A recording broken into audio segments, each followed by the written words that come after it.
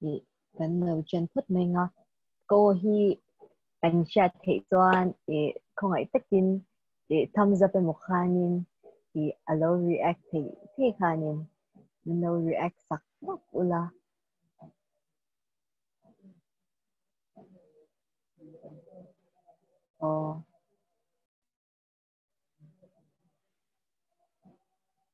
zanina hianin kan sha cho ang le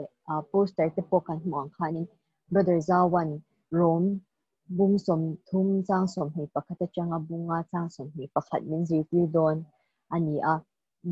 zanin hun hi brother Marka hun turania ama iro chu example mo tak mai anei awangin brother Zawan na iron o dona hun masalama te brother Marka hun tur anga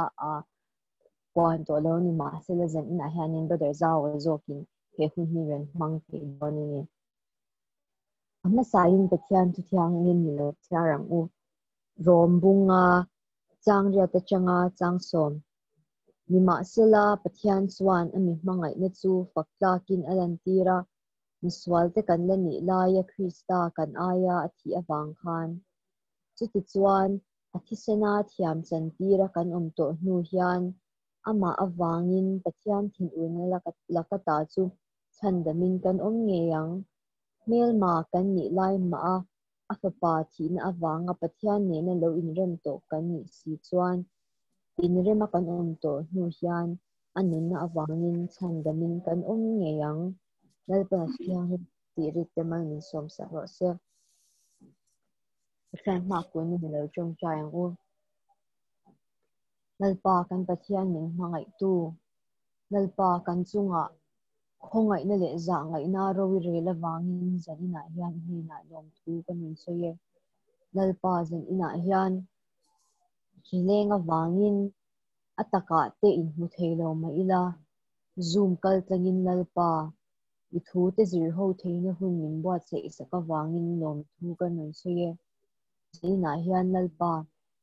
min zir tir tu tur brother Zawa tan kan randila a in bwa cha na zong mal som la nin lo tinung la angai thatu te po in lalpa kan beng te kan ril ru le kan thinlung zong ilama lalpa honga ithu te zir thei turin thinlung in ngai tlom takte kan nei thei na turin lalpa mino champi bokang che lalpa zanina hian hmangai na awangin kan fakse a mishing te in hmangai na ang nilo lalpa mangai na makle ro pui khovelin lalpa makati top thei lo tur lalpa kan chunga ilan tir awangin kan fakse ani lalpa nangma kan sha chian thei nan che i bible mi te a nangma kan pol thei na tur che ni tharau thiang hi min zir tir chin lalpa hetianga ro pui taka mishing te min siama wang hian lom thu ka ron soya nangma ne na leng dun tura min siam na ang takalalpa len dun pui thei tur che po in kan zawa hian taima kan chwa le zwa thei na min chan puyang che kan thil ti apiang ro pui na ta ni selalalpa chung zong ti pai swa krista minin lom thu soi chu varandi la che amen ole tikhanin brother Zawa kuta kan hunte kan lo hlan to anga brother Zawa tuna ilo somang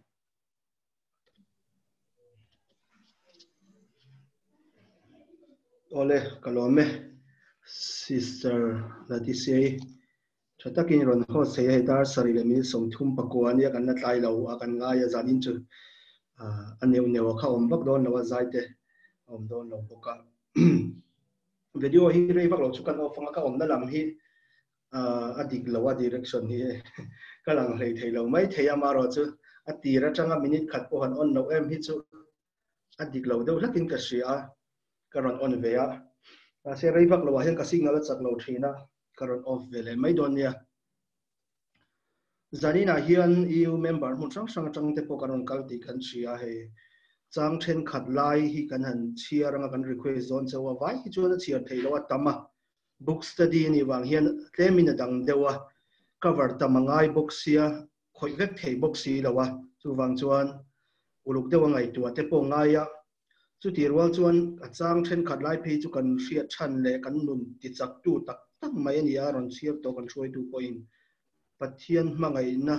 mihring hmangai na ang ni ve lo mel ma te hmangai na thuk tak mai te pathian rem ruat mak dam kan zir don na zanin hi teitop chuat langi la pur takin lim takin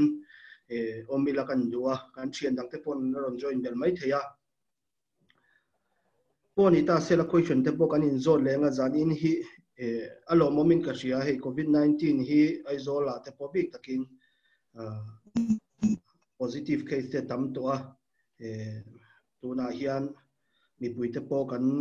mang ang kan thla phangin kan ral tri deuh hlek ania hetiang hun har sataka pathian thu zir ho na kan nei hi poimo khom mai zanin huna hian a hlu hle ni ti te po kan soinon len du ni chu le zanin a hian kan ti thina ani nom deuh mai theina khoi veng khoi khuat tang nge karon join hlom le ti kha an thang le lokila chat box atangina cha ome a hun te pola deuh lom dar sari le mini somli pakhatania khoi veng atang nge khoi khuat tang nge kan lo join nom le chang le parpan mai te ang dor pui si phir te an ron ti ni chang zel te ang le chol mun atang te nia dang khoi la nge la le lung le atang in sister thazuali mo lo mom le mai thazuali republic veng atang te nia khol tha atang te po vai ba kon nam te dang kan la me mi som ni le pathum ami kan ni som ni pali an lo ni ta ka chung hi a so khok deuh em oron khok hi ka hrezeu zeu maya har san na deuh om chuan private ta mo po kha si salati se mo point min lo hril sela khat to khan ka sam na that po khan khat to khan min ron hril hrim sela rin na soi ang deuh hi kan ni le zola rin a hian kan soi hin lo hre lo ngem o ti vung hi ol ve deuh thina alo mome tlang sang ron kal khoma eng po ni sela tu na hian chang khat ka ti lom khat thir turin kan request don chawa si sarvanal somi 79 ti kha a college ming ron soi sela chuan thir turin kan gen nga langa rom bung thum chang som ni pakhata changa chang som ni parukhi kan soilok lem lo na bung thum chang som ni pakhata changa som ni paruk thir turin kan nge nanga a chiar main khoi veng atang mo khoi college atang ron join ti kha khongai lo soi thei sila thawme si sarvanal somi kan lam di ke mo vanal somi nge somi ni tura kan ngaya kan chia ta se thawme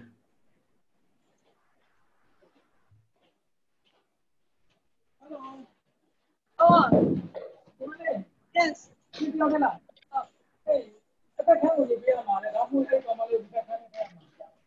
si sir leticia kha host ni nei chang thawa khol lama hian automatic khan min on off mai la enge mo sound dang te khalo oma tuan ro in an mute zel mai don ne thom dang alo om deuh khan alo bol pal thia ri dang ala man deuh hleka si sarvanal somi hi a in ring em kan o hre thei em o in she them o kan hre thei e a chan thei do ne choi tu da kha khung ei mi lo shil chale lok me kan ne chang a tu ba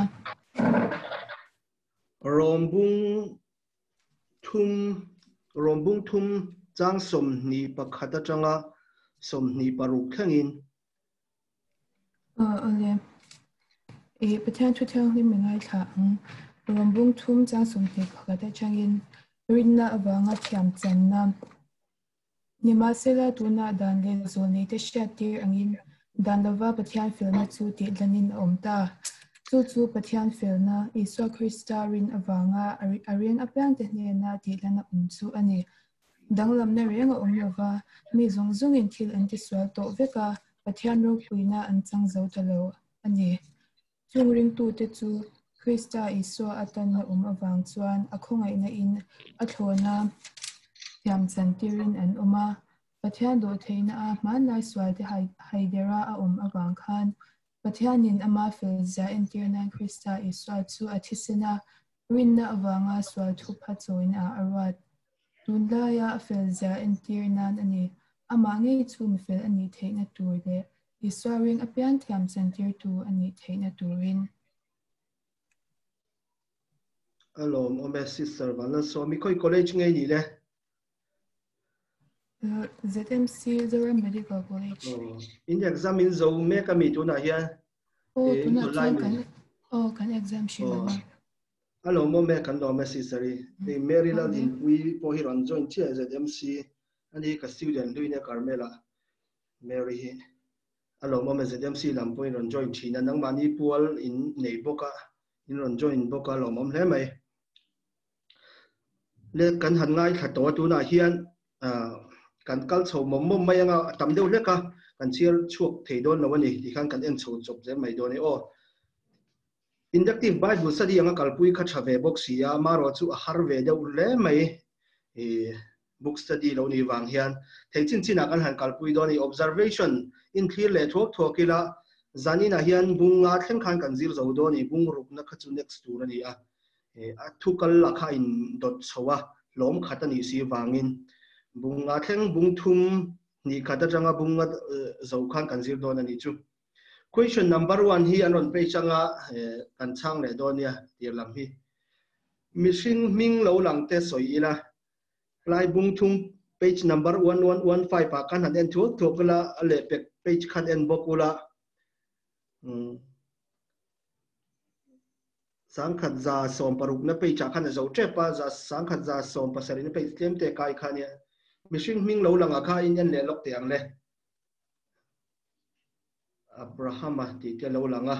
father Isaka lo mome and then te ule tambak lo wang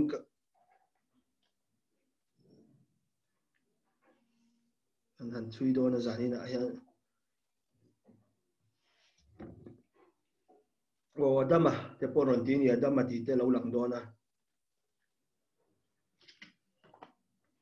sari te po lo lang ani anon sange Mosia te po lo langa Davida ti te po lo lang ani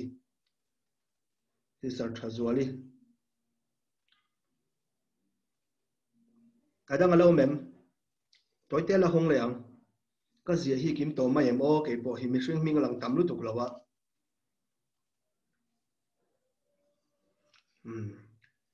Boni sela zan ina chuan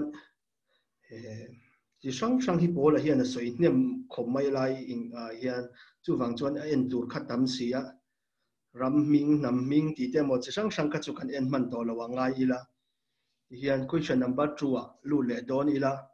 kan chang le ngal don ya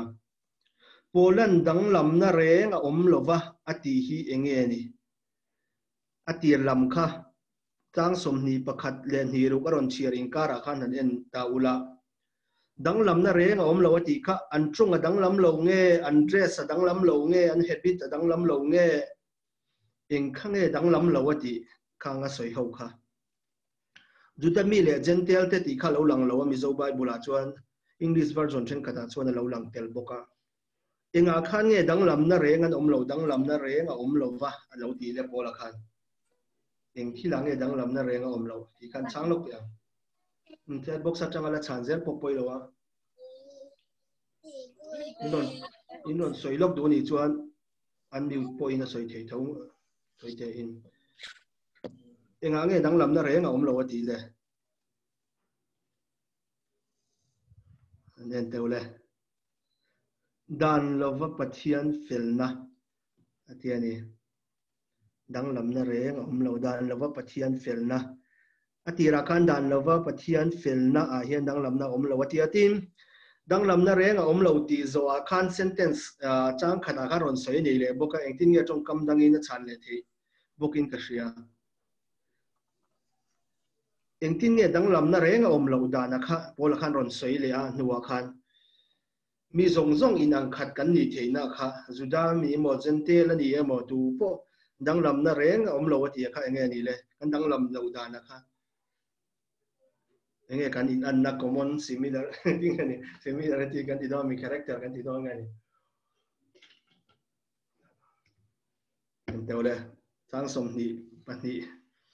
chau vel khan ni mai sang som ni pani ni thum chau vel khan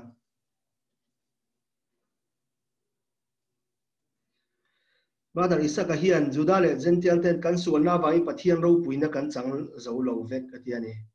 chang du kan lo mem thale mai chan na kha tinge in ti le pathian ro puina kan chang zo lo vek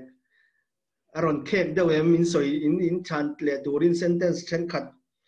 line khatami si ron khek do chu ne am brother isaka khan ne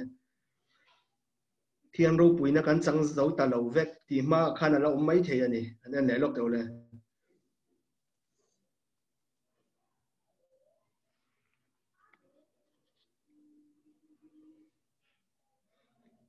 chang hi thui te mai si a hlom lai ka ron thil sel mai don choni han en nga ya khan da gential ti hi MIZO Bible an siang lo kan ti to kha pathian ro puina kan chang zo lo vek ati ma chi a khan khami chong kama ti ma chi khan enge lo in ziak mi zong in ron ti kha enge le mi zong in enge kan thil ti ang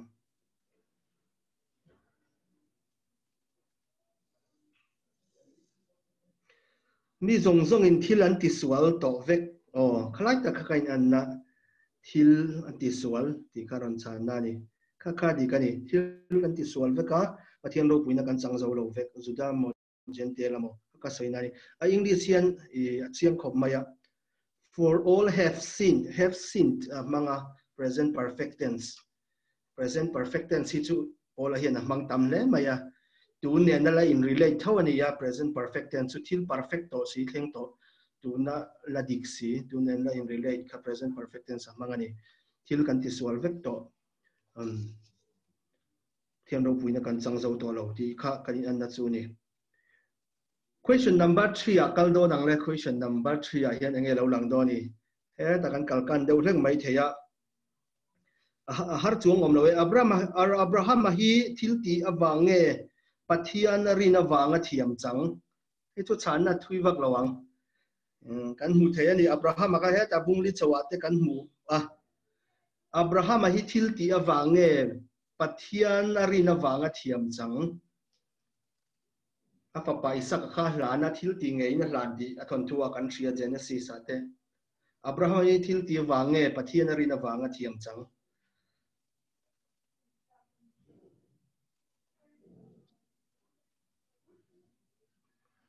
an chia teu le nge chiar kher ngai lo nge hi chu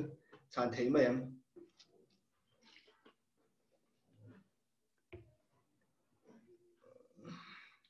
bung li a khan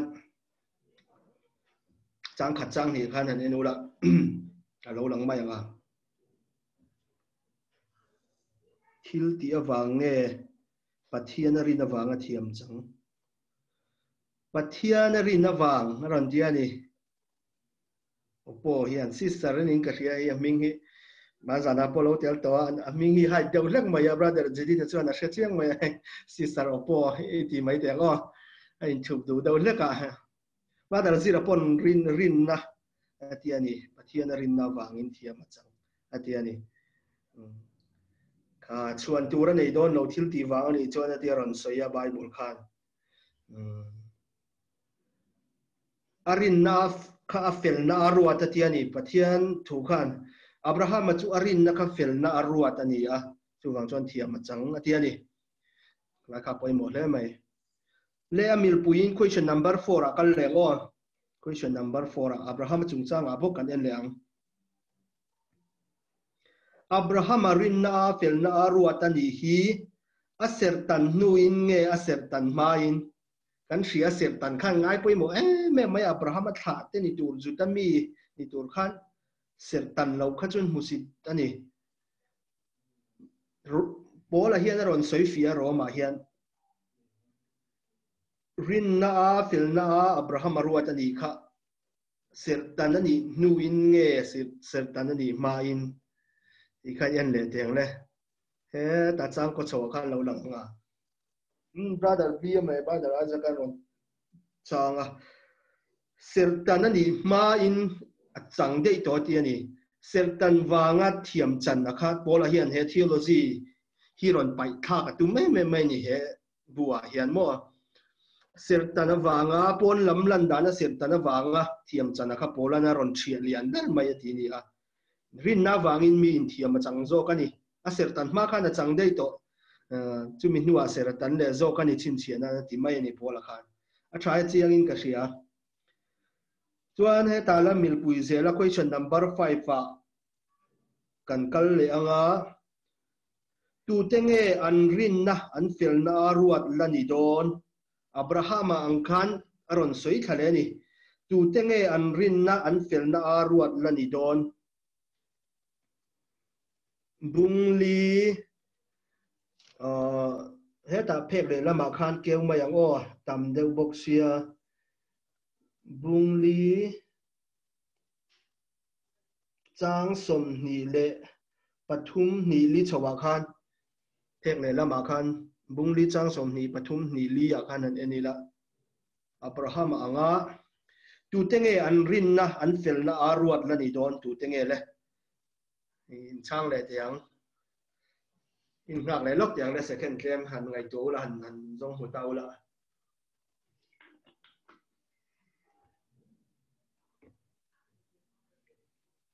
question ka siam tam vak lawania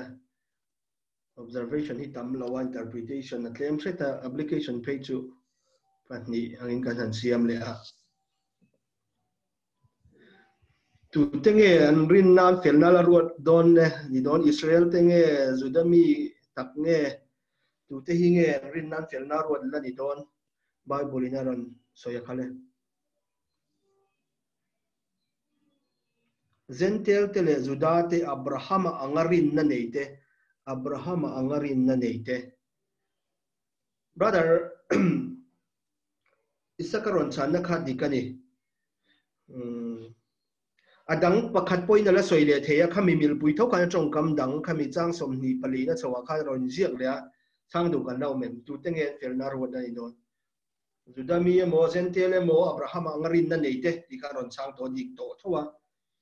trong kam dang le in hin ngak le lokang on tu tenge rin na kha fel na ruat la ni don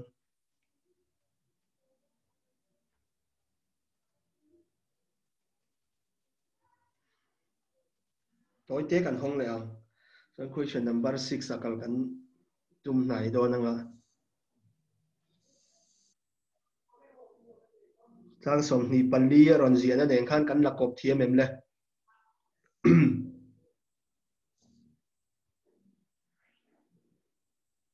gentle tele judate abraham angarin na neite ti kan ron chang ani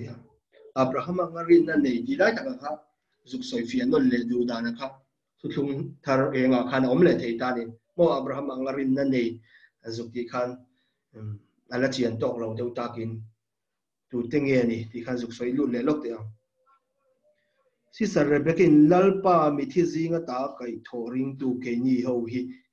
ho hi ron ti le a pati chiang ve long om le ma ya dro pathian lali su mi thi zinga ta kai tho tu ring tu mo lali su mi thi zinga ta pathian in kai tho ni ti ring tu wa piang ke ni ho te hi kan rin na kan fel na la ruat tu te chu kan ni ron ti ani adi khom mai hi poimo le mai abrahama changkhan abrahama po khan mi thi te kai tho the ni ti kha ring chu ni maya fa pa po kha that che maya pathian ring tu tak tak lali su hi kai tho ni kan thi ma ta kai tho ni i ring thap tu te khang ho kha an rin na kha fel na ruat ala ni don ron ti ani chu ro pui le mai le question number 6 akal le ngo bunga na kan lu to don ya bunga na ka kan zuk lu tang interpretation na mel ma kan ni line pathian nen kan in rem to thovem pathian nen an in rem lo kan ni ti kan ria le le van in rem lo te kan ti pathian nen hian mi sang kan lo ni ta suala mi singa alu wangin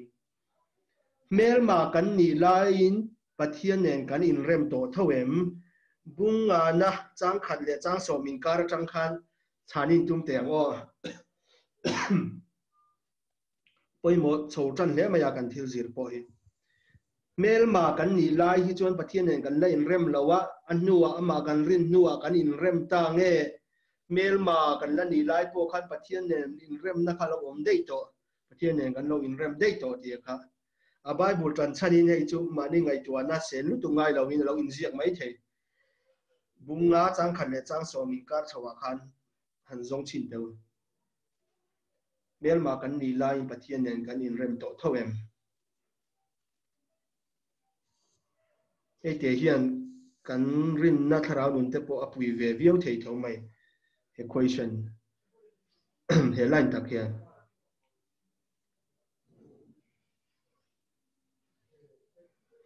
Caesar the kimen in rem to e chang so ma a in zia ka tiani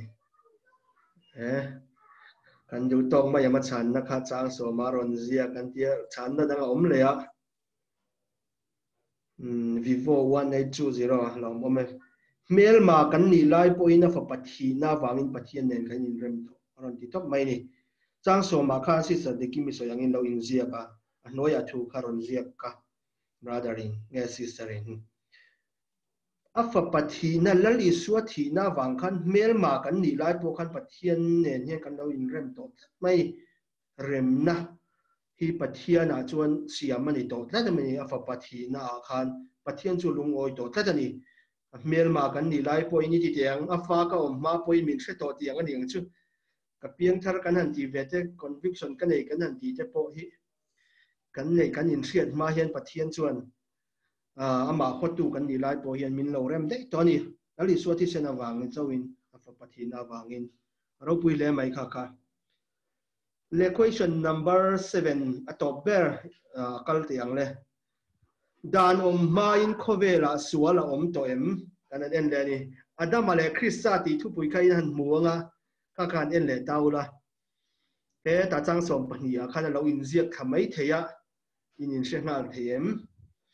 dan chung chang ke sual na chung chang khovela lo lu te polan ron soi fi tum khom mai adam ale krista ron ti top mai dan om mai khovela suala om to em kan tiani sister de kimin o om to e tiani om to e ron ti hlomani chang som pathum na ate ron mu ni ang dan om ma po khan suala om to tiani chu ti ni si chuan enge ni te ro hei hi heng zong zong hi ei thea eden huana ti ka pathian in ei thea amaro chu e thei pakhathi chuin ei turani lo atia kha dan chu ni mai ni dan na pe a thu pe ti khan bo chi den lo oma sualan thu kan tia dan zamani ma po hian pola chuan sual hi om to tiani maro chu dan na khala om si lo chuan sual kha sual ngai mo sual kha personal engani account english ta ka chuan mi mal nuna khan kha sual khan ala lu chin lo ala lu lo nia sual hi chu dan om ma poina om to ti tlat mai ni bible hian mun danga po kan mu theya sual hi chu kan soiril chuang lo anga thuk tak chuan kan chui man lo anga angil te zinga hel na te po kha mishing thuk ma inge ti te zona tam tak oma se bible in min shil dan kan mu dan chu sual chu lo om to tlat mai ni dan om ma po in alo lang lo mai hai lani na lo om lo mo ala in khu mai ang do ni chu sual om to tho si kan dan lo om lo wangin le observation kan lo zota daria le minute li ni akan kal tong pa ngai vio pathian zara interpretation kan lu le dona hei tharau lam soi fia na te ni chozel dona in thasung lowin soi le ila minute ni khatte brother so mate dikimite pekite midang dang sister la ti si po hosani po in thasung lo sela in easier lam te po in thasung lo ulai ron pol zo du chuan brother op te brother jeli te poron tela kan soi chho tran do ni soi fia na abuwa om chia lo te polo om to mai theya question number 1 hi en ngal mai ang o interpretation thiam chan tir ti om zia hi soi zau deuh ni se thiam chan tir ti hi om zia soi zau deuh ni se achan churin na wanga khongai na a thiam chan tir ti kha kan mu tla ni thiam chan tir ti kha kan muwa soi fia kha voi khat kan ti toy mo sister dikimi chuai zan khan rom zia kami thawa hian ami thiam chan tir ti khama ro chu zan ina hian hemi context a hian ron mang zau mai sia thiam chan tir ti hi han soi fia hlek khangai ve dewa illustration a mo eng mo mangin han soi fia han tum to thiam chan tir ti hi enge om zia chat box amo dole ini nang bani an miu tanga han soi don tola thiam chan tir ti hian enge en tir enge om zia soi fia deuh lok te ang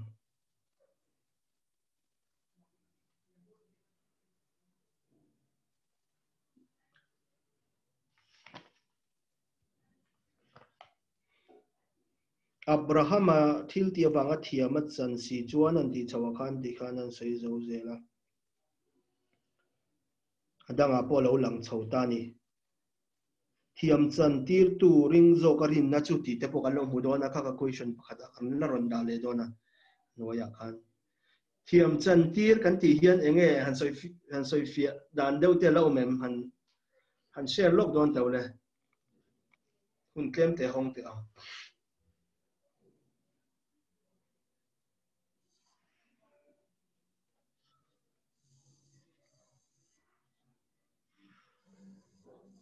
Cột râu rèn là tên en po ai nang chầu thầy đeo em thiểm chân tir hẳn địa khan thiểm chân tir tất cả những kinh nghiệm om chin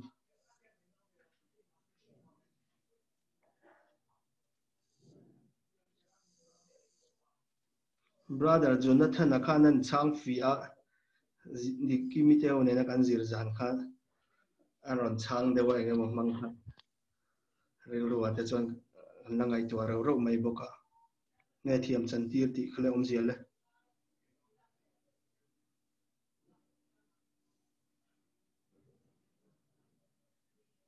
anh bớt xiên là ngày đam om le khol lâu na nei là var ruột khol lâu na nei là var ruột anh bớt xiên là ngày đam om Bible thumang ve khan ron chang he ta chang sarina acha le mai a literal deuh le kala soi du deuh te in omem example te pohan ti mai ula court ta tu mo local ta sela condemned chu ni ngai phot mai a tero thiam lo a chan phot lo chuan thiam chang chu ni thei do na mi thiam lo chang in court ta lo in lan se ro rel na ma thiam chan tir chu engtin nge character enge ani na khale thiam lo lo chang ta ko tan kala ukil te ne na mo ro rel tu te ma lo ding se thiam chan tir le thiam chan tir lo khan oma thiam chan tir chu nge ozia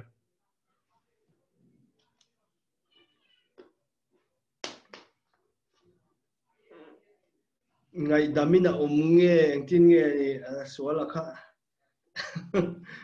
lai thiam chan tir ti kha zuglu melo kan han du tan maya soi fia dan la shia te kan no mem question akhan karon tel lawa enge mo illustration nai ta ka he thiam chan tir chu zalen na a zalen pathian hian kan sualna apo hian thiam min chan tir ti kan soi zinga hi chan dam na hian justification hi ma sabera thiam chan tir na ti thiang hlim na ti ro pui na ti ni a chan dam na hi stage 3 an soi da na hian theology no wi sisterine ron ang lawa gan chiareng o chat book sa chang courtroom lo data ila tiani literary han soidoni la thiam chan tira om tur chuan thiam lo chang me ke mo thiam lo chang mai tur kan ni ti na ni a ro re tu te ma kan dinga dan manga ni emo khong ai na emo ngai dam na manga thiam lo chan tir na chu pum pelin thiam kan lo chang ta a anu thil tu sem na thlengin kan zalen ta thi na ni a thale mai helaya iron soi fia hi enge mo chen min pui thei do na thiam lo chang emo chang mai tur kha kan ni a kan ding ran mai ro rel na ma a dan manga ni emo min khongai wang emo ngai dam na mang kan thiam lo kan chan na tur chu kan pum pela ni dro aron soi chiang deuh lakin ka sia thil pahni ang khani le ni dan mangai mo khongai na dan po khan thiam chan kha the ni ro rel na ma mi adinga America president te po hian ngai dam te hin nei thin hi ron thiam lo ti chiang tak te po kha a khongai na angai dam kha chuan ngai dam kha ni tlat mai ni lo khongai si kha chuan tin dan manga mo po khan lo ni sela thiam a juk chan kha chuan thiam kha chang tlat mai ni thiam chan tir ti na lai taka kha thiam a chang kha chuan a zale na ni mai ni chuak don a shrem na kha pum pel don ti ni lai tak hi chian anga ya entianan mi pakhachu suala khan condemn lo ni a phuan tian shrema kumsari lung in a lo tang tai ti mai te ang khe samo wang po lo ni ta se kumsari lo tan khan a soi fianan ti zul soi chiang mayang van doi thak takin na mo pong sual khe sa lo tanga kumsari mo thiam lo changa lo tang ta ni aron chuale kha chuan enge ni na tur kha shem na la ka chuan a zalen to thawa zalen tak khan oma je la khan tang to don chuang lo ani amaro chu pong sual chuak khan i don tho ani se thiam me mo tual that tu po lo ni ta se tual that tu kha ti khan i don tho ni mi na nung lama changan ko lo point an ril ru a khan shem na tur nu ka chuan hei chu tual that kha hei chu pong sual kha ti ni ta tho ani chu thiam chan tir na kan ti khan ni lo ani kha ka chu sual shem na an tuar ta that mai ni thiam lo an chang tho ani thiam chan tir na hi chu ti sual lo angin mo ti sual lo angin a fi hi me za le ne ti ni chan mai ni a ro pu yang reng le mai ni tual that lo angin sayang khan ru lo angin pathin thiam min chan tir dan po hi ti sual ngai lo angin min chan tir tlat mai ni kan ti sual to min ngai dam kan ti sual min ngai dam ti mai hi lani lawa ala thuk le zual chu pathian yan thil ti sual ngai lo angin thiam min chan tir ama zok in thiam lo kha changda kha ro rel na khan mi thiang lim vur aya vari ni ti mai te ang tro mi thiang lim mi fam kim bol ro ngai lo sual ti ngai lo angin min siam thar tla ani thil siam thara ti renga pola po yan mi thar ngai tua sual ngai mi lo angin sual ti ngai mi lo angin pathian hian min siam ani kan sual ngai dam ti mai hilani lo wa thu khom maya nimina antin nga nirven balal nga kan mi lo sei kan nimina ke eska voina nula vargina siame ati maya christian nuna soi fia na chuan pathian min siam na na hi chu ngai dam chau hilani lo ani thiam chan tirna justification anti hinia thu gen mem maya chu kan han soi fia ni chu question number 1 a thiam chan tirna le question number 2 a mil pui kalila hei hi har don lo hu pur lo ula sei duin om karim question number 2 hile kan endonia bung li chang li chawa khana lo lang ani hei hi poi mo lu tuka pu sang lian thanga pon hla a phuari ngot mai ni helai chang te hi hla atela in chiar te ang rom bung li changa changa a hian tin na thok tu lo chu khongai na ruwa tani lova bataru atani zoka amai ro chu na thok lova pathian ngai sak lo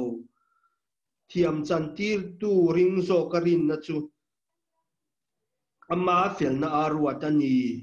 ti hi enge om zia a har nuai in ti kan han ke rol cholai kum som thum te kan tin ma kha chan helai hi chu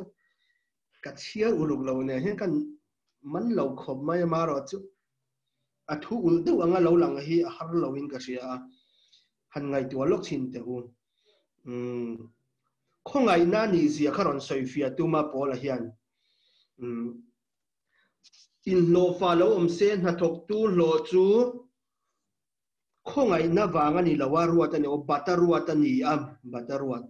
amma ero chu na thok lova na thok lo pathian ngai sak lo thiam chan tir tu ring zo ka rin na chu ama fel na arwa tani aron titani aril khom apoi mo khom maya an soi fia du zo ki no mem a chang om ngong o khian a chiang tho na ron soi fia do lok dui no mem hele khun in hong lok te ang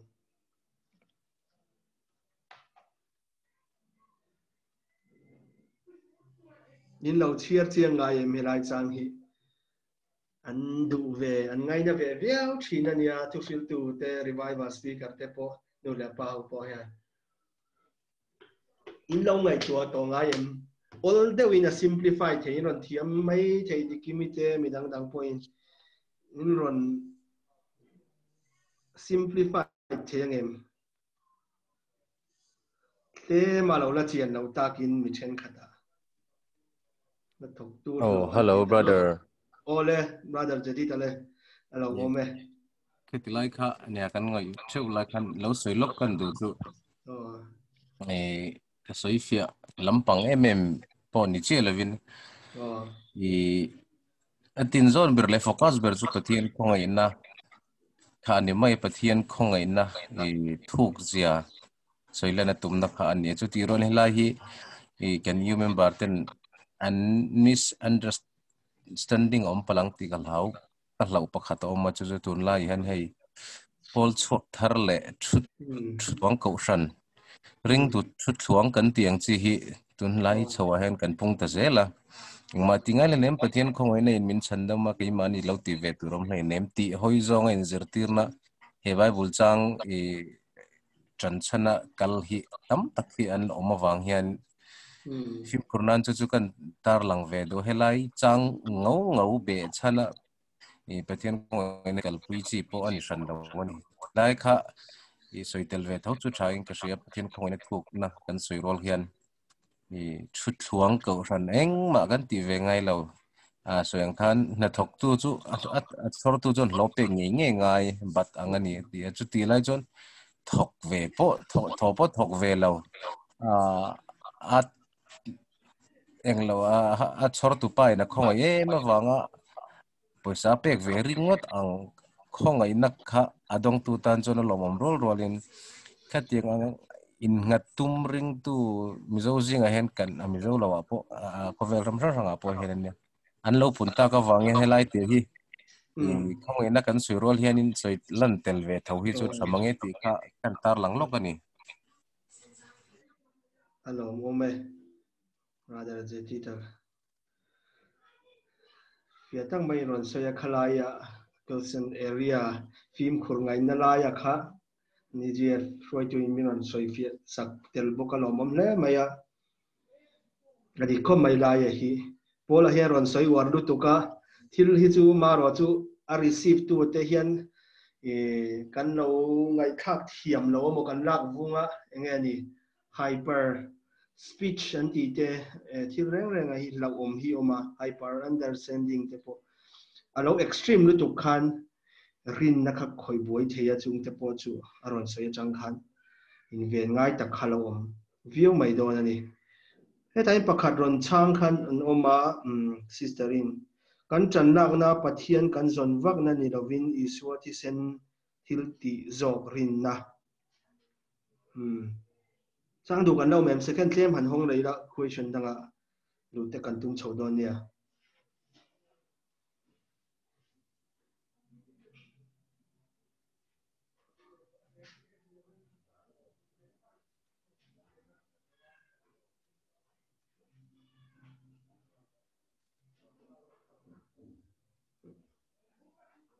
Ole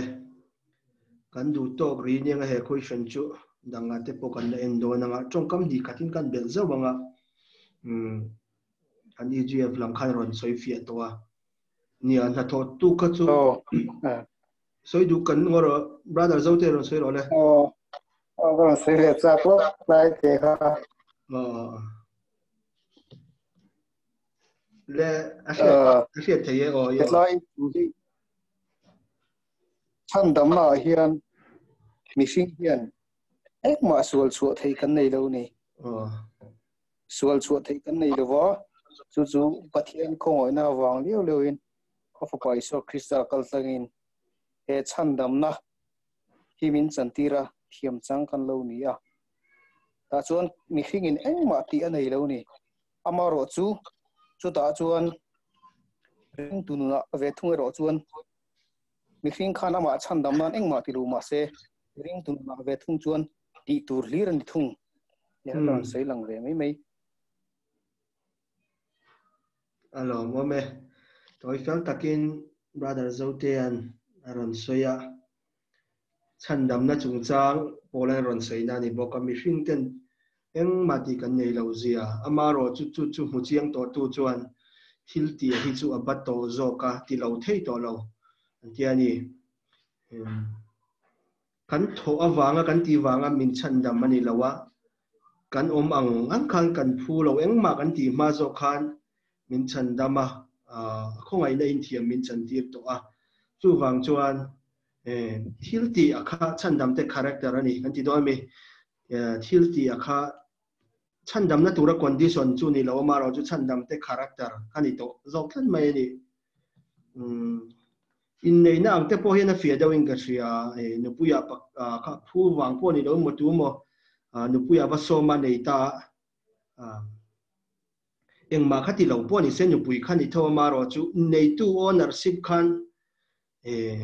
ti tak tak to don chung ko tan khan thanem ngai to don ani mo khate khin china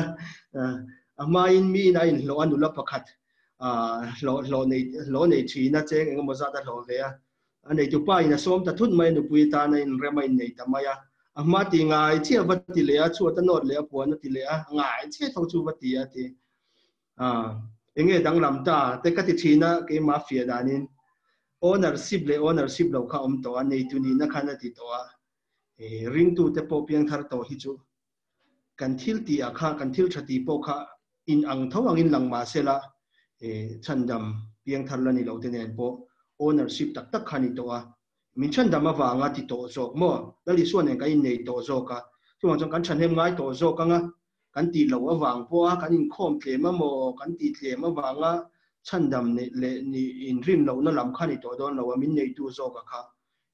kan hriat chen to chuan kan chanem ngai to zong do na chung ko tan kan chanem ngai ya mani in sakai chuan midang te in sakai chuan mani chung ko in sak chuan chanem ngai olan tiang do hian chanem ngai na te po khalo chuak do ani alo mo me khalai kha in ron chan dan atang khan fia tak le veng thong boxi kalaya khan ron in dai khal si in ron soi loma in chan na kha in chan pui ton le mai lo mo me le question number 3 akal le go hi chu thui wak lawang Abraham nei ang rin na nei te hi tu te nge ni an soi fia le deu ni se kan ti ani rom bung li chang som pasari le chang som pariat kha kanon tar lang le luk mai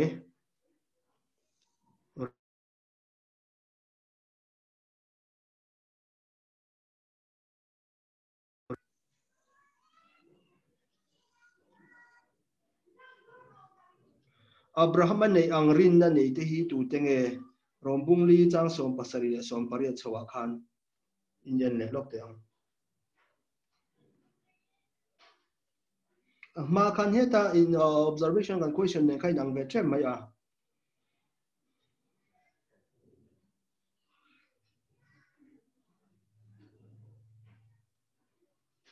dan nei mi chau ni lovin Abraham nei ang rin na nei an mudon poti ani khang kha tu te nge kan lo soi do to hem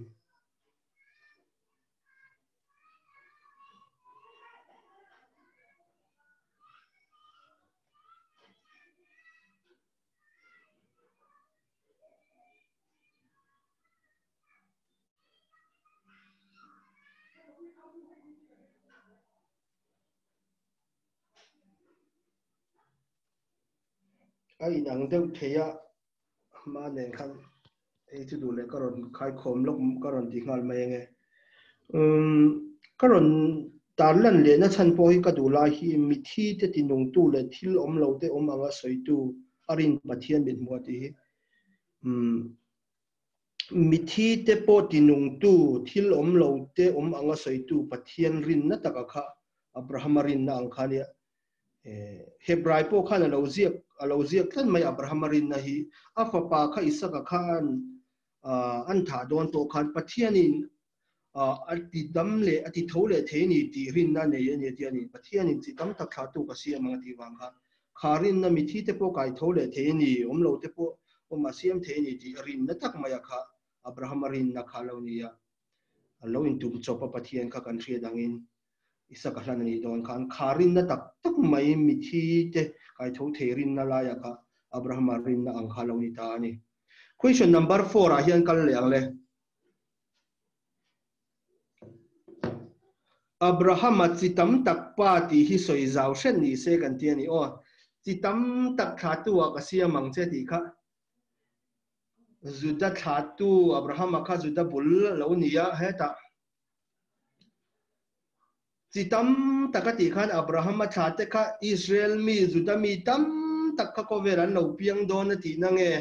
Abraham hi chitam tak thatu ni tur khan pathi ni lo ruam man towa wana ar si za ta tia kha kha enge soi om zia chitam tak pa chitam tak thatu ti kha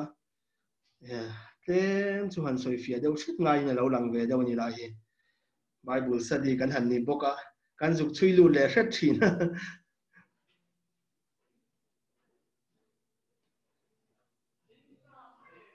tam view do nem chi tam tak pa tha tu na Mizoram te khovel dang kan thlir te hian tu te nge Abraham ma tha te chu nianga chi tam tak pa Juda mi ho te Israel mi ho te hi an ron pung hluai don nge nakina mi sing ron piang thu don ti na nge Israel rama kan pem lu thadur duranga Abraham tha te ka kan pung vak don ti na nge chitam takpa ti na lai ta ka hi in soi fia le hret tiang le har lutuk em long chuma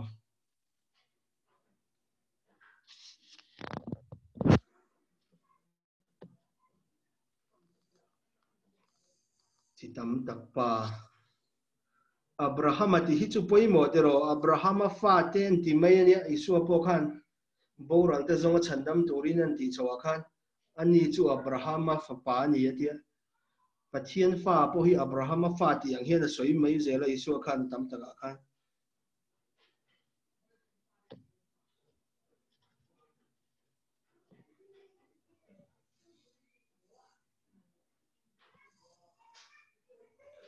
chitam takpa ti chu han soi fia lok don tole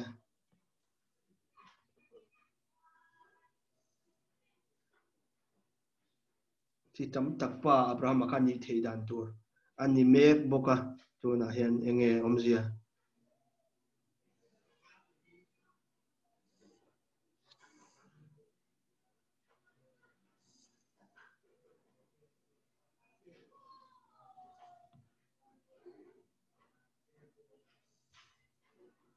Rei lo te kan honga inon bel du lo chuan soile deuh mai ang chu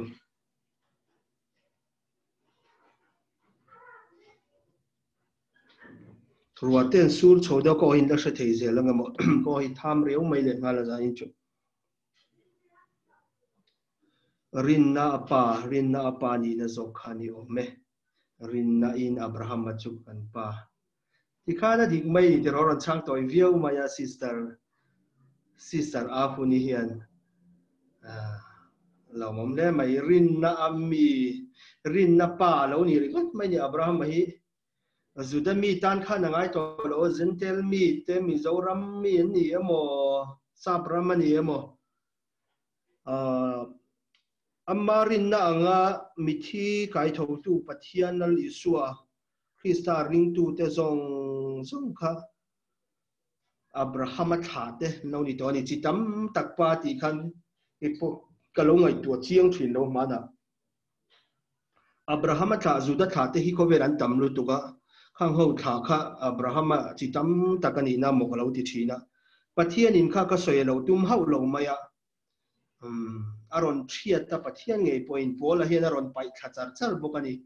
Abraham tha te ni khan du me maya sertan nan ti Juda mi ni khan duwa Abraham elai mi hring taka Thisena Abraham tha ni khan du ni kha pathian lo soi ozong lo maya a soi jok chu rinna Abraham tha te ni jok khani mo rinna wanga Abraham fa te annani tu a tha te kannani ve tu ka pathian in Abraham ko chuati khan lo soi de to mai ni Mizoram pian ma ram tam tak tu ma pian ma khan pathian in lo mulok vet to ke ni te po isuaring tu te po Abraham tha te ni tur khan pathian in mala lo som to wang khan thuti amal lena isaka po han hlan ma sela ti khan pathian hun taka kai thowa beram no la na ti khan Abraham tha chu ti tam tak thiar sen lo tu na hian isuaring tu lo ta ni la hi kan tontel seu du ni rom zia khan zir ta ka han kal kan dei mai chu i omin ka dewa le mut dang dewa kan kal chho do ni question number 5 hi bunga na chang thum na vel khain no endon ni o bunga na phek le lam chang thum na khan kan zo tre maya interpretation question pan hi chia 5 le 6 si om to a chun application kan lut to mayang bunga khan en chawila chang thuma khan hei chu chang atang hi ron chan thei mayang a eng wangin nge kan hri om na po kan lo mang hei poimo khop pai tun la ya hei chuan eng wangin nge kan hri om na po kan lo mang ron chan bel ru le sister dikimin hri om na chuan chel na asia matia in chan tur danga ron da le ni hri om na in chel na asia ma chel na khan enge lo la siam le kan chel khan enge ni lo la om le tur hri om na kan lom tlat chuan chel na kan nei do na chu tiang zelin chel na chuan hriat fia na lo siam le ni hriat fia na mo hriat fia na in be sei na lo siam le ti ani he chang hi poimo ka ti kha maya ke po ka thui ve do a don nai do umlinga ve la chang hian pa chuan ka lo hralu tuk lo he chang hi pathian thu po hei zani na po kan zir thina hriat fia kan tuma kan chiara kan zir na huna kan mit te kan ngai tu na te kan mang ve a kan beng te kan ngai kha ve kan thei tokin alom om hle mai amaro chu he pathian thu hi kan nuna hre fia tu ra poimo thak mai chu aron soi ta pola hian hre om na hi ngai tlan mai ni ti hre oma ka om hi ka ta na tha ti da bidai hre oma kan oma mang anga thapha nga nat na muna te kan oma chan na te re thei na te tuar na te mor pho na kha hre om na tang khan kan lo chela ni mo dik tak chuan nom sak lu tuk te sum lama te he mo khovel thila nom lu tuk te chon rin a in sia ta lo khar khom maya kha kan hre om na te thi na muna te khan chel na te lo oma chu kan chel na chuan hriat fia na pathian thu hriat fia na tak tak hi min lo pe ni hi dik khopin ka sia hre om na tak tak lo tang chuan pathian thu hi lo fia zo lo wa I suat tuar na te po hi van ram ngai na te po hi har deuh mai a sin tiro hre om na chang lo chuan alo siam dei mai ni hriat fia na thangin tin be sei na min lo la pe bok ani be sei na nu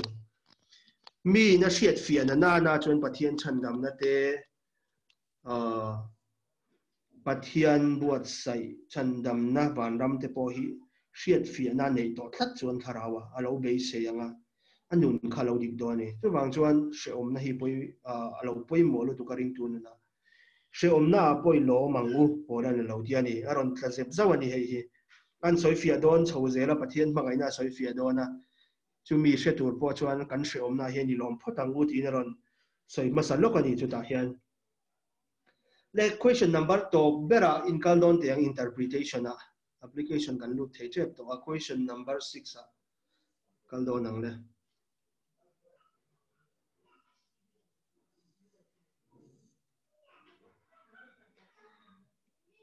hei chu anga ni controversial de mo kan ngai tu na kan cheng do ni o ai te point ti theya soi sual om lowang kan chiar ange mi pakhata wanga sual khovela aluta mi zong sual na le thi na boya kan om tamai hi amak kan tiem a fel hlel kan tiem mi pakhat ti sual awanga mi zong mi sual ni vek maya thina boya kan om ta vek mai hi thina in min fan chua ka te hi pakhat sual khani sia mi zong a in kai chon corona ai chon ta chak zual do ni chu tiro he thina hi chu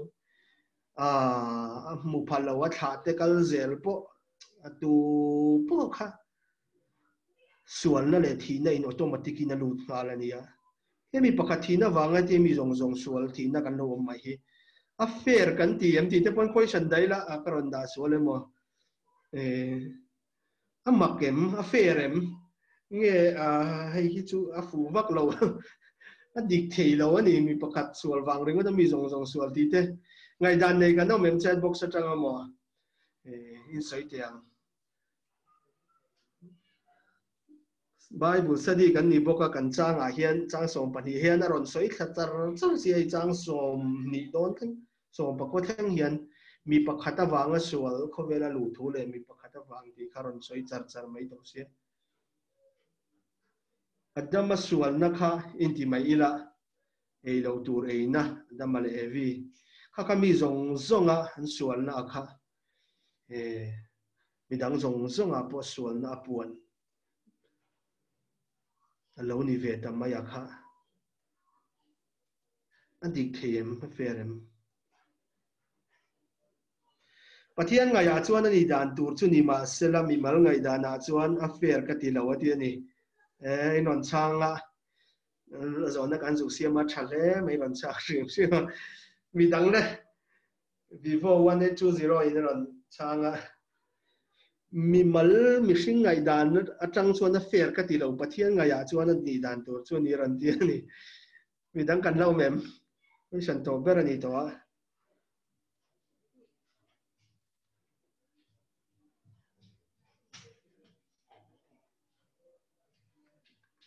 kan na hong leng hun toy te mai ngai ngai tua chiang du te in thin wala in sual bat te point on mai theya ka trom pui ve mai a te point ti theya a khai ge chu affair ka ti point lo ti thei boka han ngai tua lok te le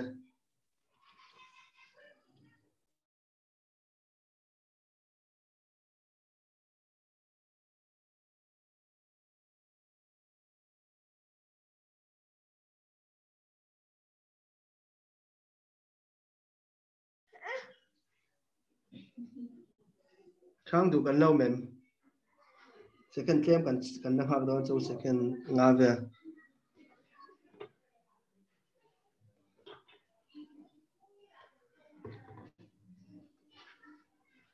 kanu nau pakhathian ron chang sia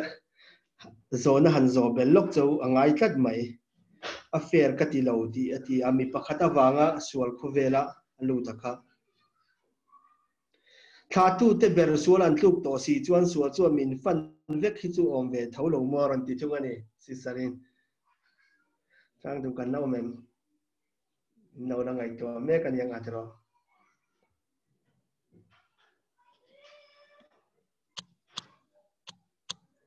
kun toy te kan la hong le lo kang ki koi an sar pa hiom to a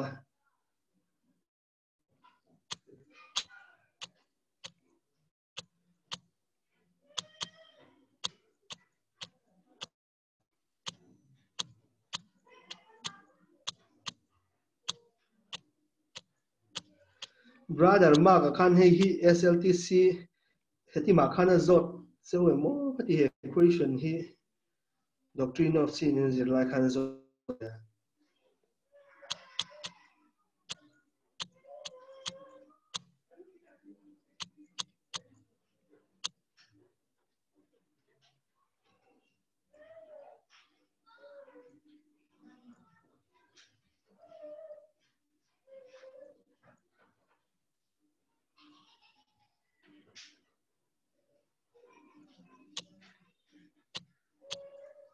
kan khar thei tre pe he equation hi ngai tua keu keu hi ngai ve dewa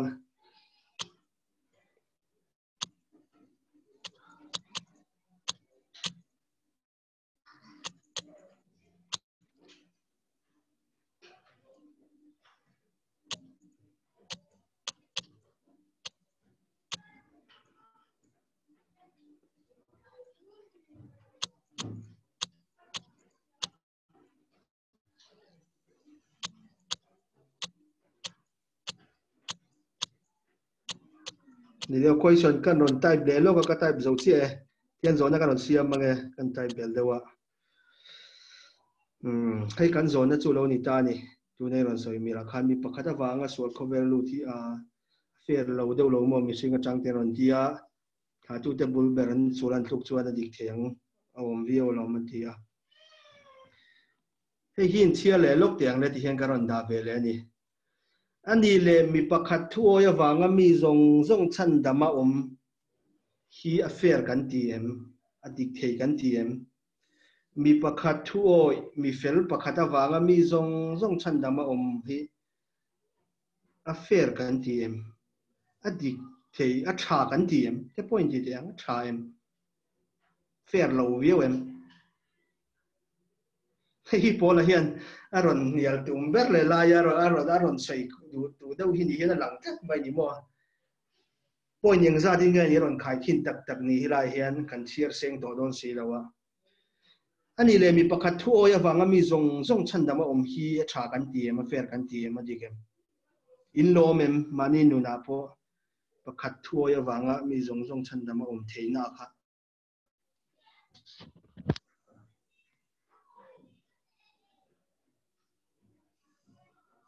chang le tole a tha a fair ti mo tha lo a fair lo ti ko mo khan a chan thei tho me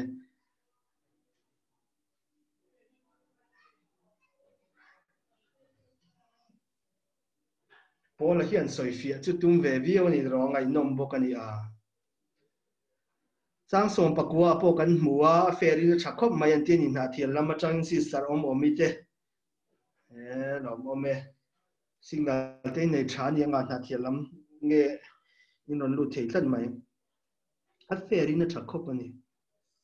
mani nu na han polu chan kha hun so ta viau mai application ne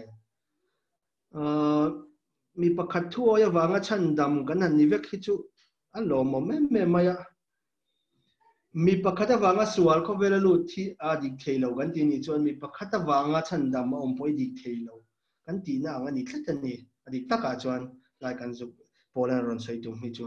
mi pakhat wanga chan dam na po hi a fair lo kan ti na anga ni thei ang khana lang ve tlan mai ni chu wang chon hei hi uluk da wangai to zom ke ngai ke po afia ta ruai afia ta vek chu ni chong lawa ka chu thina mi pakhat awanga mi zong chan daman om si awang hian pathian ram ruat khani tlat maya chu wang chu pathian hian tlukna te polo ruat ani e anti mai ani theology an ho po hian pathian chatuan ram ruat a tel ani e lali suaro puina turani ka chuan mi pakhat awanga sualut po hi mi pakhat awangan chan damin kan oma isuar lo ro puidona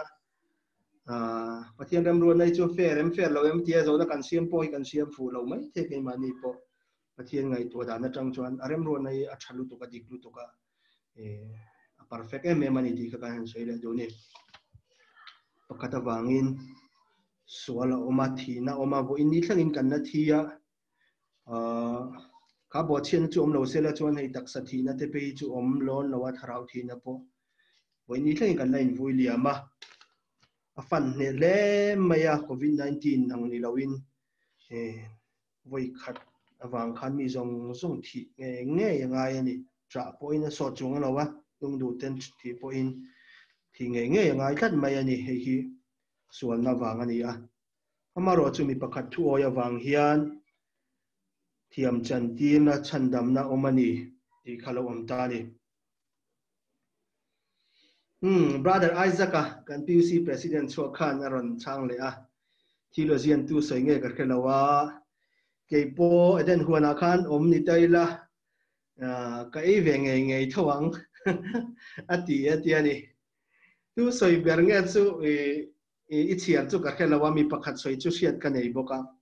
Will Graham kha aron kala Mizoram khan Billy Graham tu pa kha vai va kon ka zuk in khom tum tak khan hei hi asoi lai po ka sia midang soi la chong pho ni thei midang tam tak soi thei tho boka same mistake ka ti sual nge don thau ke pon den huana khan om tei la ti ka ti sual nge don thau ka chan chu mi sual ka ni tla ta tia mi sual chuan ti suala ka ti suala wanga mi sual ka ni lawa mi sual ka ni wain ka ti suala ti ang chia khan watchman ni ang khan ka ti sual nge don ke po khan dama kha ka ba bo che thelo dama kha mi sing ma sa ni a ke ma point ka ti sual don tho atia ni khang te kha brother Isaac kharon sei tel boka alo mo me kha khan zero kan ni na te poron sei fia theology lama hi claim to kan touch ve zo chu ngai tho ni kan Thupui a hian enga ni BD ho zir anga theology ngul real tak zuk chui kan tum lawa devotional hi kan du bera amaro chu han chui về rất chết lâu hi chuan Bible study à hiền han soi tóc bay hi chuan lâu dik the lâu chin oma theological tra mi tlem chu 10-20% kan han tel ve zela in no thiam don ya kan tumber chu devotional Bible study ani e leti khan du to kila application na kan kalanga question pahni kan nei application na hian an lu to don ya dar kwa chon kan bang manang chumo real linga hey chu soi kan tum don ya microphone atang te in question number 1 lo anila rin na wanga khongai na chandam thiam chanti kan ni a herin na tak tak nei tur hian enge poimo le herin na tak tak nei tur hian enge poimo le engtenge akentel what are the elements of true faith te podi theni how do we have a true faith rin na wang khan pathianin min khongaya mom rin na wang ti hi english tak pe chon by grace true faith zogania khongai na wanga rin na kaltlanga chandam ti te khalo la ni le a kha chu in thiam dani non sai ola by grace true faith khongai na wangin rin na kaltlangin chandam kan ni a poni sela rin na tak tak true faith nei tur hian enge poimo herin na hian enge kenter what are the elements of true faith kan character amo kentel tam tak rin na dik tak chuan nei don ani kang te kan soi ho te da tha ome question number 2 hi chu wan kan zo huna hian kan lo ti le don ya EGF mo wo mo du piang tan hi in hong te ang le zani na kan zir zong zong rin na thiam na chantin na po kan lo nei ve a ke mani kan chandam na kan chan ve ngei na tur hian enge poimo engtenge kentel ne application sai hold on tawle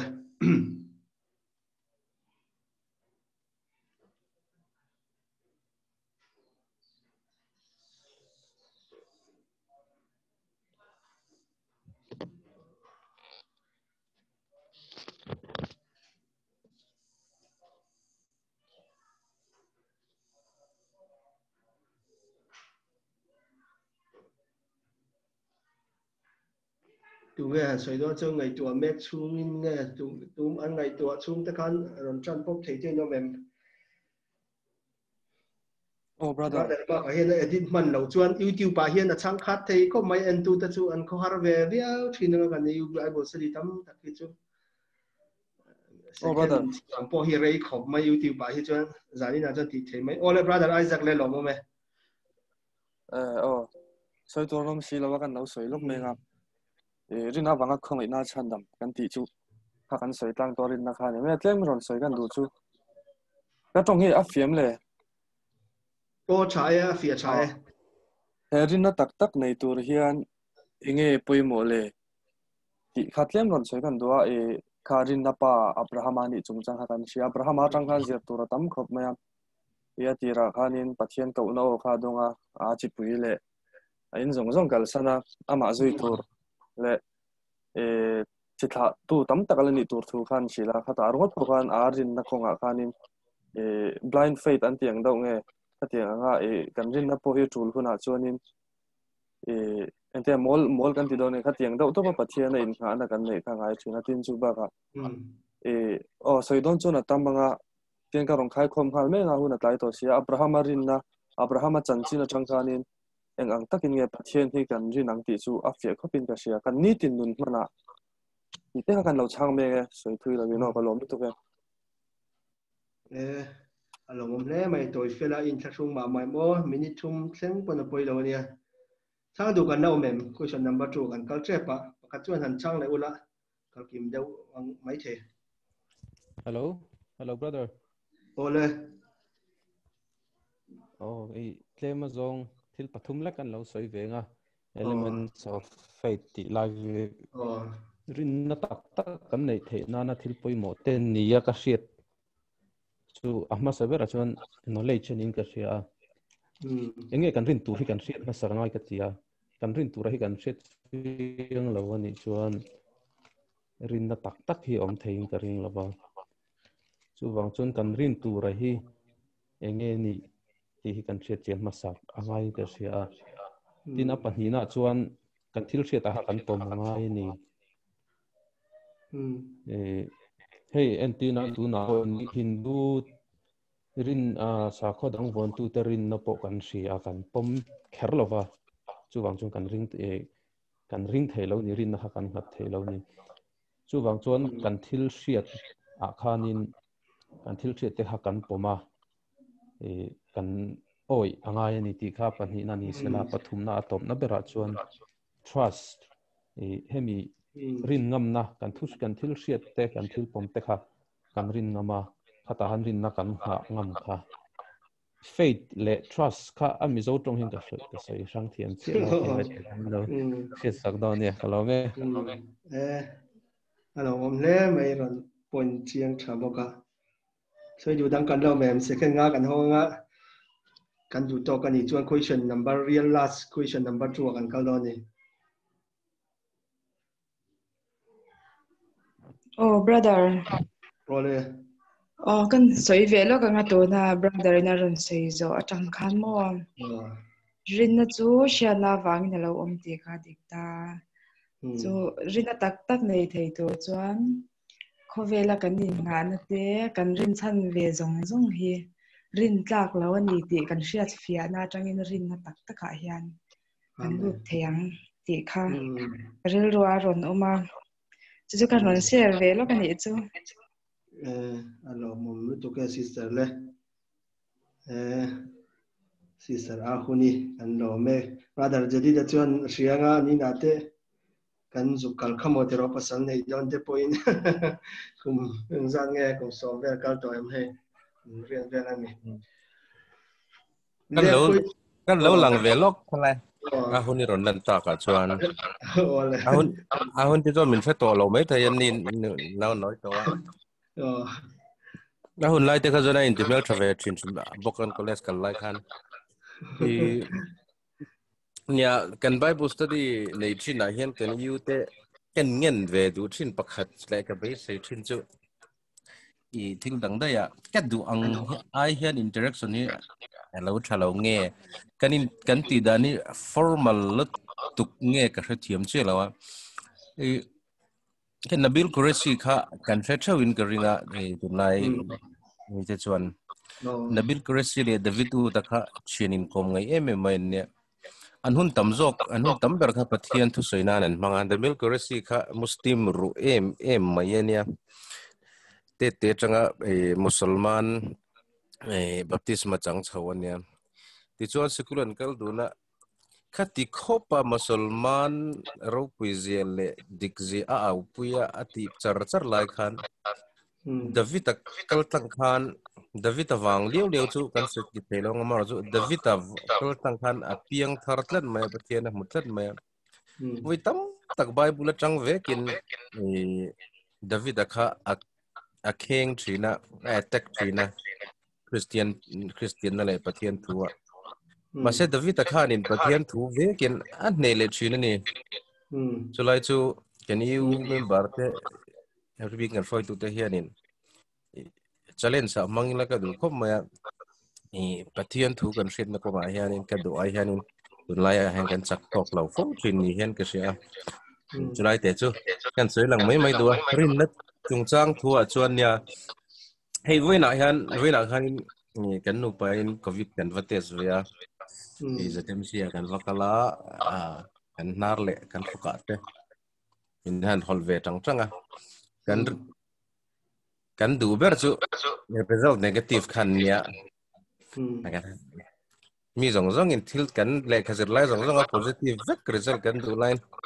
kan result du chu negative an ni tlat thunga chu lai chonin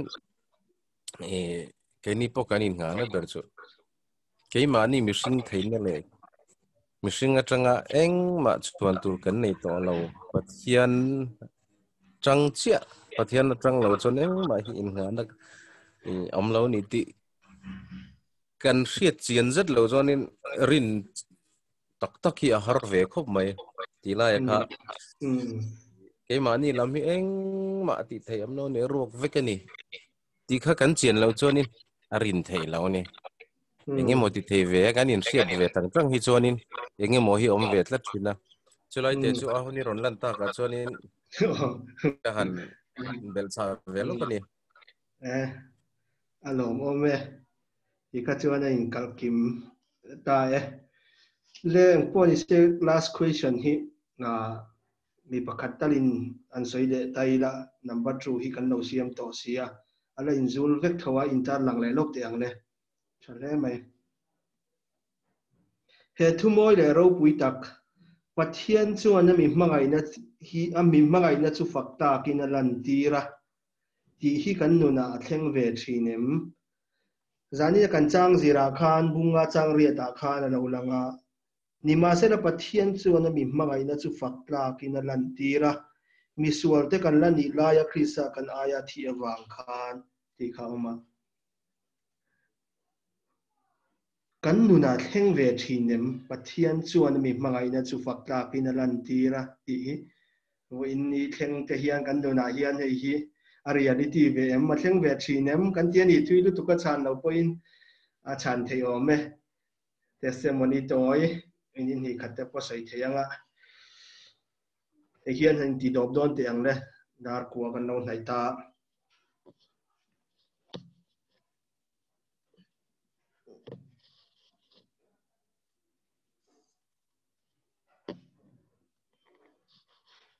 tu tenge le la sai lo hi in lo la om no khain e an sai te wa ma dar sakate tu tenge ni ole iklo se le lo nge hi atong to dan chuan in pathian ro puina tur ani in kan ria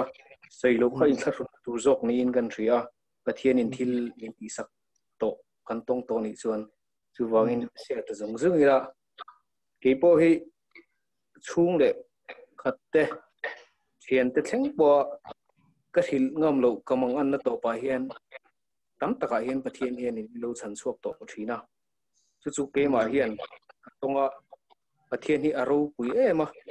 i mual po ka hlo wang ka share ngam lo te po mani amar chu chung zong zong chunga chuan pathian hi aro pui ni ti chawro chu ka soi chuak ve thei ni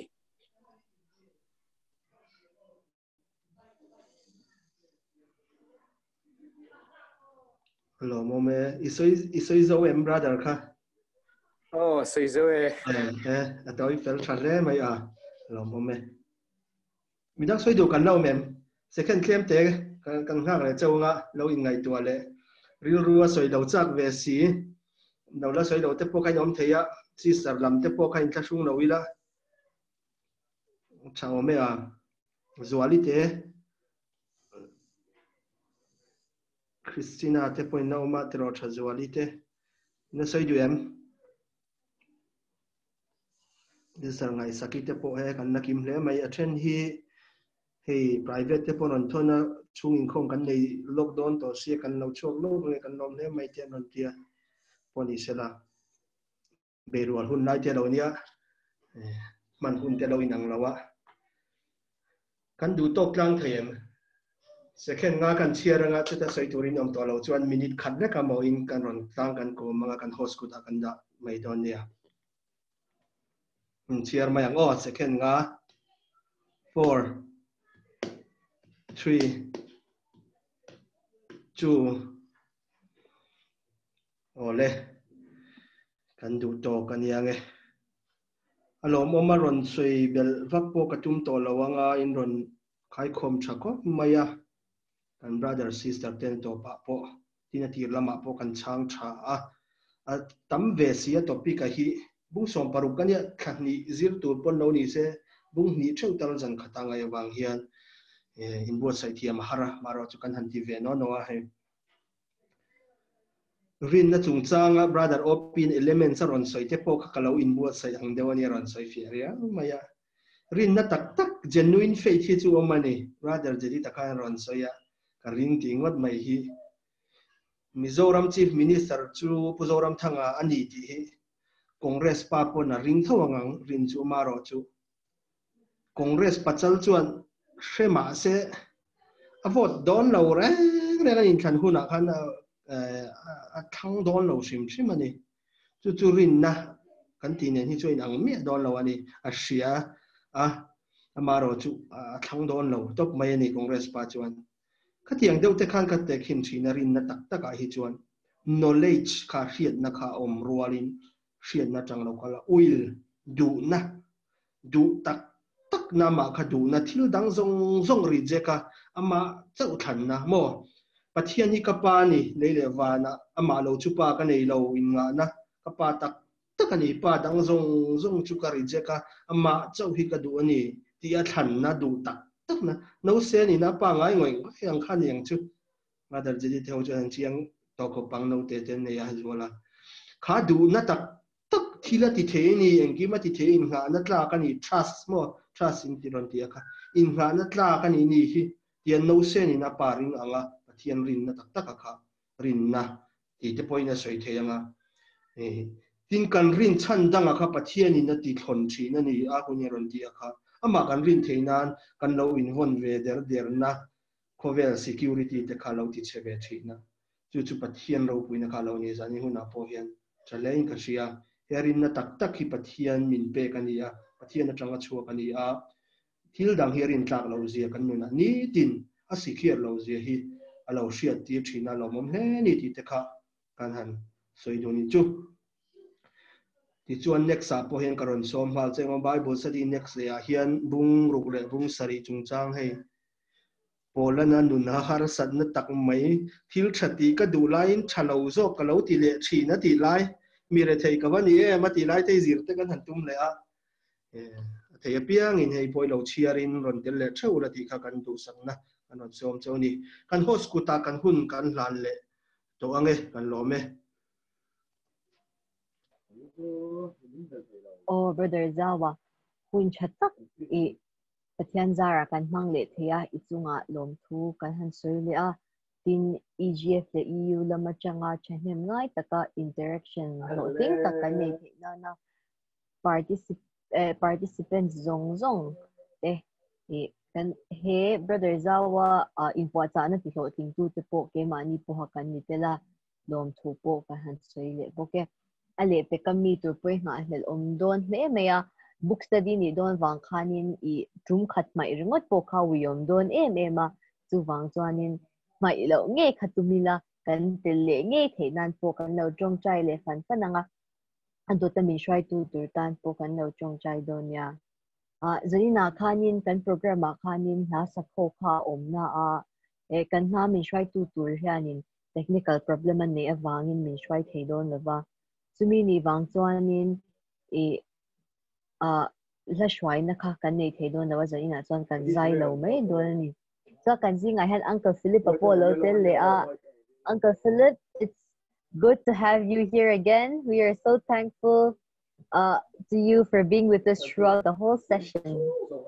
Tuna chuanin kan hun atop lam kan lo theng ne to Brother Opia kha omem ome Brother Opia kan chong China in kan min han kar saksela hun nung chu Brother Opia ku ta khanin kan han to donya ole hello my sister ka tong trai main tu toi te kan soeng brother Zawa ain pe zo ma kan tan no pa EU no pang te tan oma ma sain lom thu kan soya tin EU member te kan participate interaction te kan nei theya alob oma he aina sajok le tamjok interaction te kan nei thenan kan ni la deuh uti kha tong trai main kan soi pa lo kan ni pathian ma ku ni tong trai u ol pa kan pathian ma tu igen in ko na ro ta kan chang china I chandam na if pa kal tlangin pa nang min cham ti rai na lom thu kan soye pa nang in brother Zawa kal tlangin Bible study loking tak te zan ina EU member tenen EGF tenen nangin min nei tir thaya kan lom ma pa har sabna le boina tam tak thleng thei ka ra nangin lo tling taka min nei tir thei wangin ni na lom thu kan soya tinal pa helai mun tel thei turin EU le AGF member thanem tak alpa thil dam tang thil dang tam tak ngai tu tura omlai I thu zir chaka min roi khoma wangin hne na lom thu anon soi boke kan thu zir tak te khalal pa kan ta na poimo nangma a rin na dik tak kan nga theina ata na thil poimo le thil tangkai te ani theina turin lalpa na mal min somla keima ni kan mi mal nun theu ni mai pia lama lalpa kan thian te nangma hne na kan roi theina turata na man ruwa le ral thom poimo tak ani theina tan lalpa nangin mal min somin kan thin lunga lalpa athara tinunga ahun taka mang thei turin lalpa kan thin lunga nangin min je sakla min von him sakla tangche tin lalpa hi kan khovel boina tam tak omkara nangin min veng min ompui zela Bible study ele pek zela kan nei tur kan rom na zong te polal pa allo na kuta omani ti sheni ne na anon lana kan thil ti apiang te nangin pa min veng min ompuin ro puina lung zel thenang kanon han boke zan khoi min veng min ompuila EU member te EGF member te nangin tlang kan omna tlang thawa min ompuya Bible study le pek kanin hule theu theina turin ikutchakin nangin ni shoi che zong chi fapai so Krista mingin kan dile che amen amen ti khan brother zaw nge sister khan ana let le me ula sister ti se kan han kharla zanin chu good night thlengin tiro tu tenge ni se lo mem ron kal ho khi in now te ho ni oh englo sister o mommy na chia da chenin asik na chia ta wangin ani po kha chwa angaya ikhanin pathian zara mi som pakwa lai kan na theya kan chen dot nai khan mi som pakwa kan nia tu na po atop thleng mi som pakwa kan le theya alom khop mai ale ka in hole cheu kan tum don nia lo mame brother sister dang te tunge tu na hian host bel brother ma ka omlowa a call hi tunge host le ron endon na han ke man ta le record ni chu anin bye zo second claim te ai do dei ron ti top mayang chu ti roi ron end mayang chu ti ro le kalau ti top don nia brother jadi the ten hian ni mutoyam kha kan ni je ten hian atakai mu do em mutok tiwa hun la om le mayang chu pathian zara lo thina ka ngai sakit te podung le changi brother ma ka exam tur kha nak tu kha tong trai pui te po nga yanga thin brother jadi te po kan tong trai pui renga nga he ome brother isa kahi EUPUC rising star donia allowing to China lockdown zara zai te po thiam lo mo ni kha zai shoi tu ni kan nei lo thin re wa he ma mate te Johnson te an rem lo khan boi thak thina mo brother zai la ma zon ka ro cham khop me sister chazali poi tai ma thei khop mai lu te guitar hui lo box si lo zanin chi ngai na tlat lo ani tu mo zai tu spare do dang ron na zon bel do to wa ni intum chop thei kan lo zong le zel don nia